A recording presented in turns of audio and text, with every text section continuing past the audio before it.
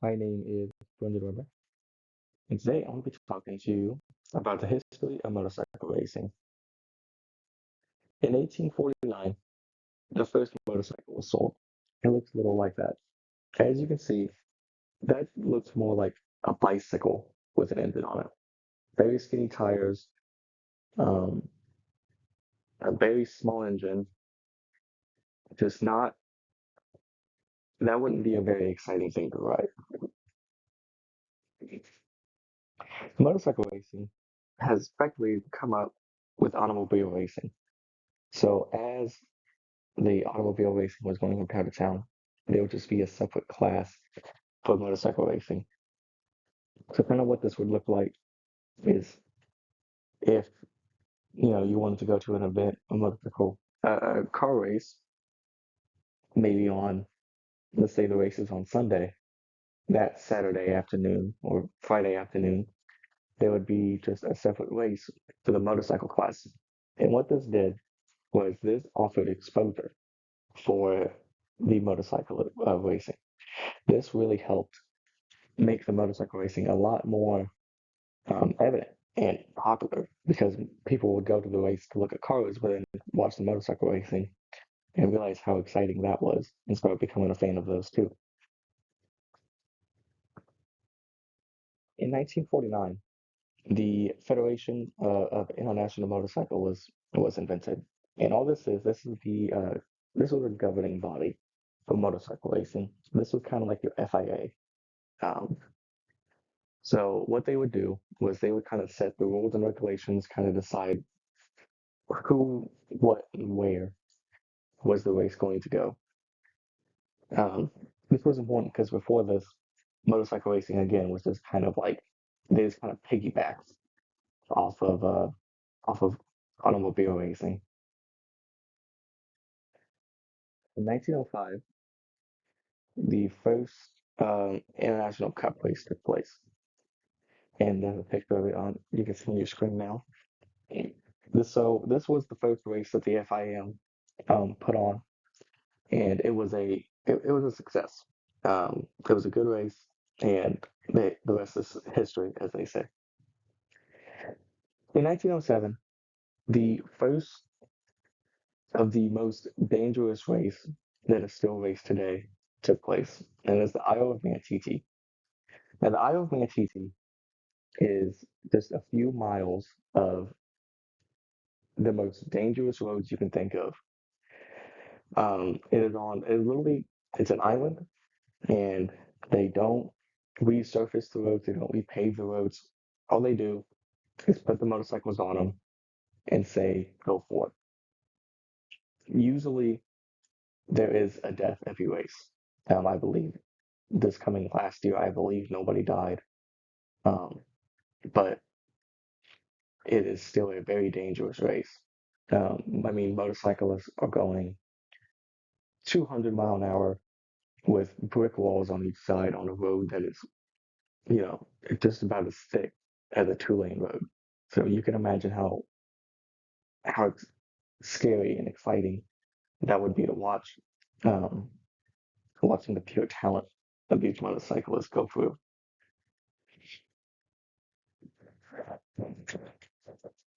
The first Japanese team joined the Ironman PT in 1959. So this was quite a bit after the first race. This was the first time a Japanese team came in and joined, and you know, this was a massive step because this would lead to Japan being one of the biggest players in motorcycle racing that they are today. The first motorcycle race in North America was in 1903 in New York City. You're seeing a picture of it on your screen now. This was the first of many of the motorcycle racing scene in America, and it just kind of makes sense that it was in New York City, kind of where everybody was, kind of all the new stuff was happening, anyways. Grand Prix racing in America really started taking place after World War One. So 1903, was a few years before the start of World War One. But by the time they got back, they were ready to start racing these motorcycles, mainly because in World War One, They used a lot of motorcycles in the war to give messages, deliver messages back and forth, and stuff like that. So once they came back from the fight, they were ready to start racing these motorcycles, and that's why they blew up after World War One so much. But America wasn't the only place where they blew up after the war. In Belgium, they say 1921, you see a massive jump in the like ability of motorcycle racing. In Germany and Dutch, it was 1925. So that's after World War One, but before World War Two, was when the motorcycle racing, the popularity of it exploded, and it became truly its own thing.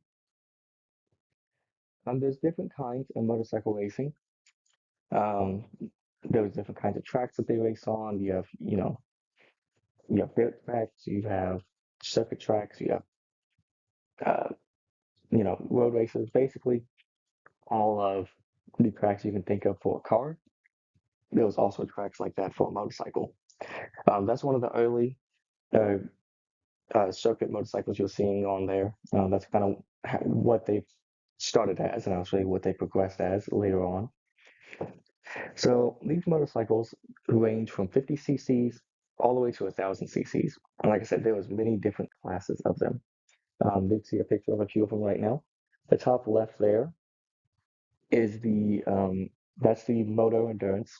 So that is an endurance race on a dirt road. That's very similar to dirt racing, or what you see with a jumping out doing tricks and stuff like that. Pretty much the same bikes right there.